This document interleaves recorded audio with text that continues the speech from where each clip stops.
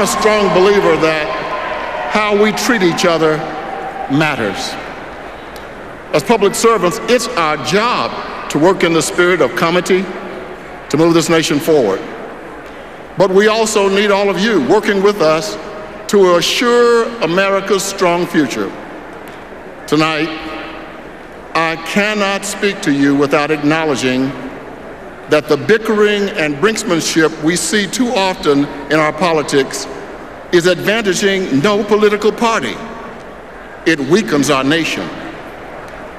We can be fervent in our disagreements without being factitious with our beliefs. We can be tough without being toxic. To my colleagues in Congress, we will never be better off without being better.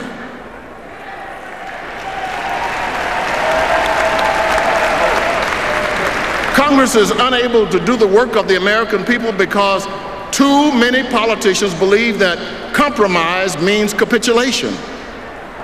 This has got to change, because just as bees cannot sting and make honey at the same time, members of Congress cannot simultaneously make passionate enemies and expect political progress.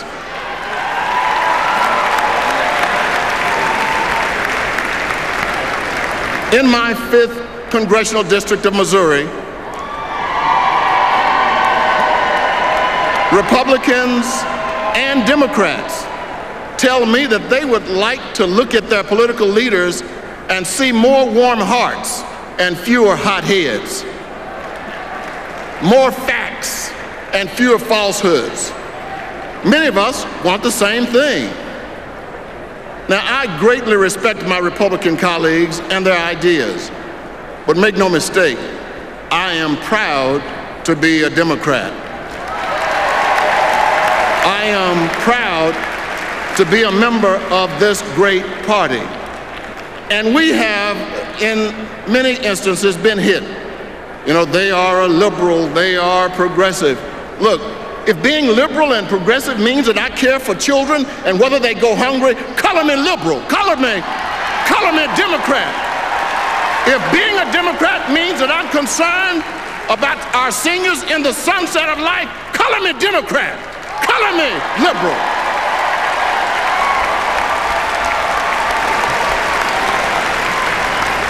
After all, we are the ones who protected Social Security, Medicare, and Medicaid, who fought for fair wages, and who ended Don't Ask, Don't Tell. We are Democrats. And don't you ever forget it.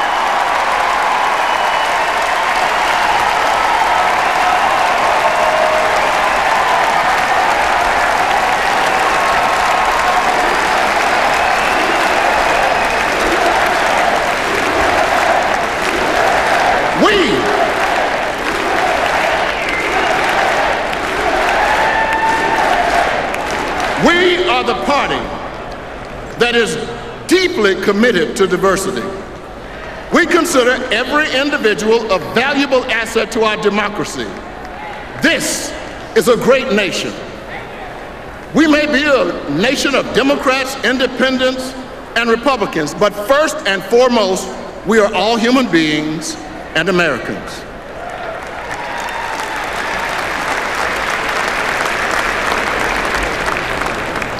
There is something essential in the human spirit that always searches for hope.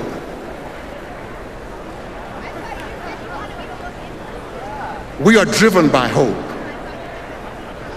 President Barack Obama has been lampooned for speaking of hope, hope for a better America. I want to encourage our president and all of us to continue to hope for an America that remembers, recognizes, and fervently protects its greatness. Yes, Mr. President, hope on. Continue to hope, Mr. President. No matter what, Mr. President, you keep on hoping. When everything is gone, you continue to hope. As long as the God of Abraham, Isaac, and Jacob sits on the throne of grace, Mr. President, hope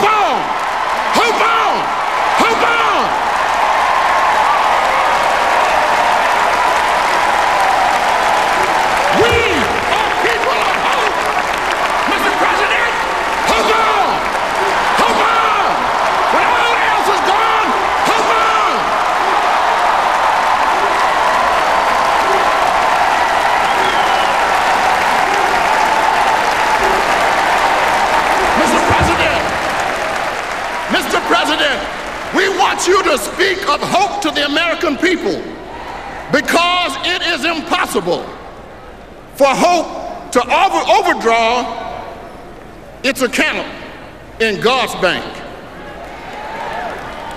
The tough days our nation faced may have caused us great pain, but they must not and will not cause us to lose our hope.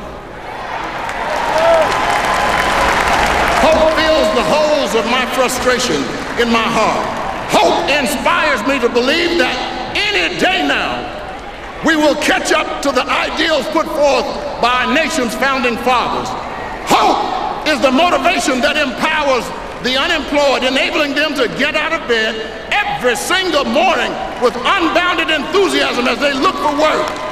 It is our hope and faith that moves us to action. It is our hope and faith that reminds us to pray and also affirms that we must move our feet. It is our hope that tells us our latter days will be better than our former. It is our hope that instructs us to march on.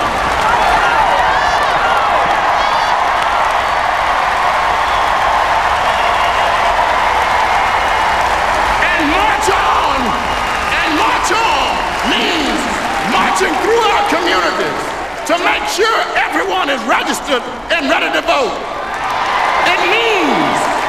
It means on Election Day, November 6, 2012, we will stand in long lines together just as we did 4 years ago. This time, it is to re-elect Barack Obama as President of these United States.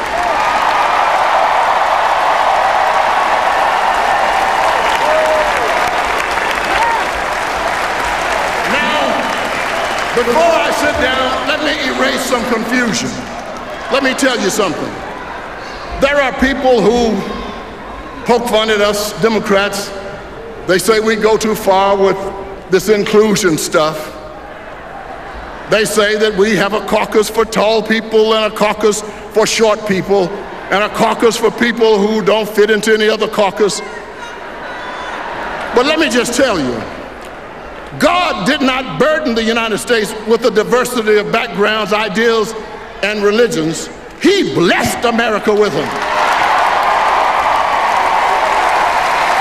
And as such, we, the United States of America, is best able to demonstrate to the rest of the world what God intended when He created us. And we, in our diversity and our differences, are all in this together. Let me be clear. Let me be clear. I'm not just talking about black people. When I say we, I'm not just talking about people of color. When I say we, I'm not just talking about Democrats. When I say we, I'm not talking about anything except all of America.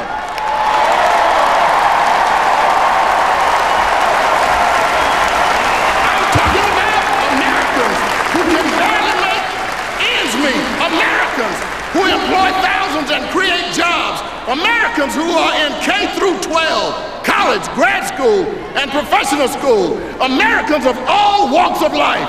We means us, proud Americans. And together, we must move the United States of America forward. There is more power in unity than division. Let's do more than just say the Pledge of Allegiance. Let us live it. Let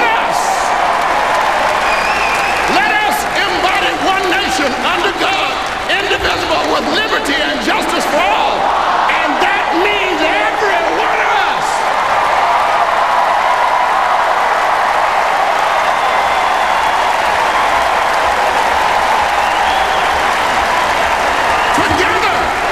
Together, we must build a country where we live up to our nation's motto, E pluribus unum, ad hominem, one.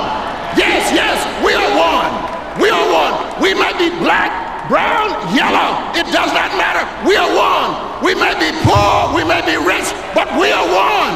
We may be up or we may be down, but we are one. We may be up, we may be down, we are one.